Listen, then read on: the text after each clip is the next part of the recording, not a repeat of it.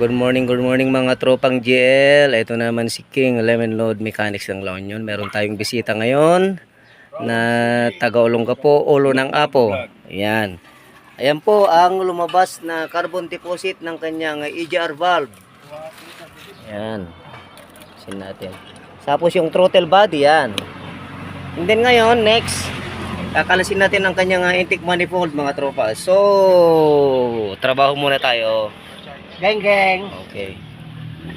Tropa, naalis na natin ang kanyang intake manifold 3.0. Ito na po ang kanyang intake manifold, yung carbon deposit. Yan po mga tropa. Yan oh. Sos Maria. Yan, 250 ang natakbo. Yan po, lilinisan natin yan. Pagkikintabin natin yan. Para ma-repress po ang kanyang makina. So, that's it. Basag eh, basag.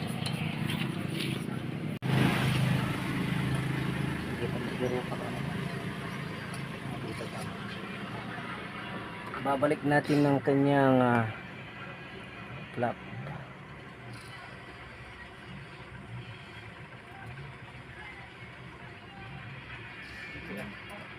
Tutok natin.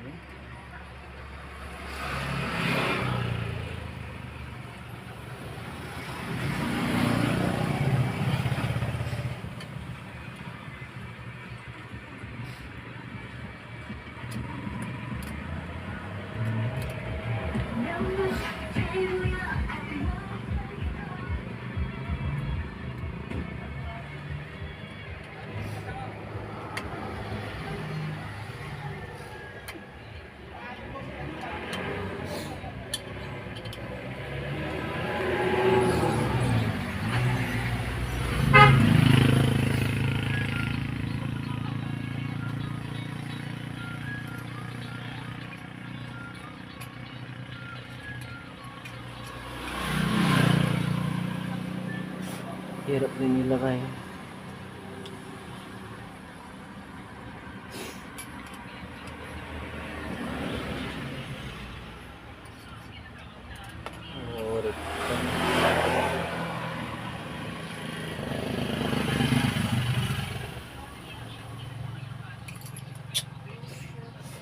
Ay, hirap din nilagay.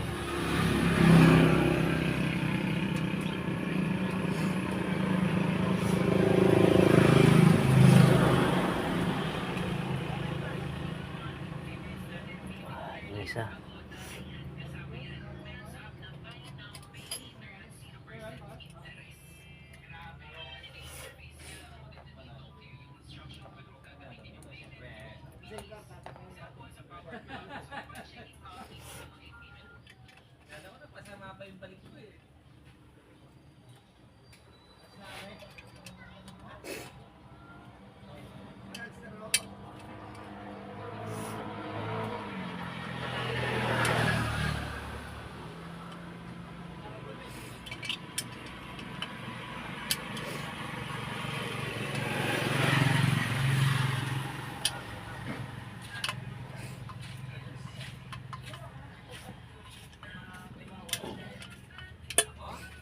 Yan.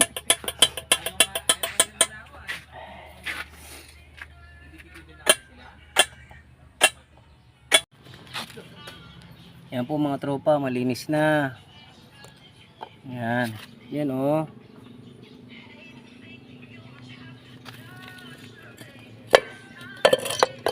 Yun. Yan po. Ayos. Tropa, napaandar na natin. Balik na natin yung EGR valve sa intake manifold.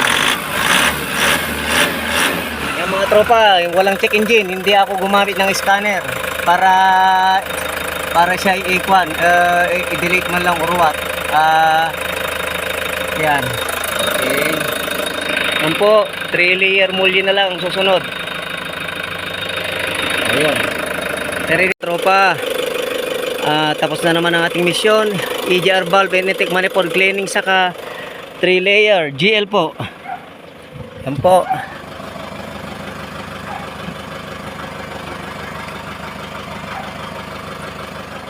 Tapos sa kabila. Yan mga tropa oh. Yan. Yan po mga tropa natin taga Olongapo City. Yan. Yan po. Yan, okay na po. King Lemon Mechanics po to.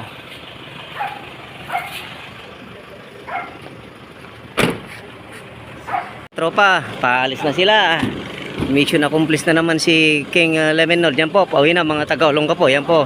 Okay, boss, ingat-ingat. Ingat. Smooth ride na yan. EGR cleaning.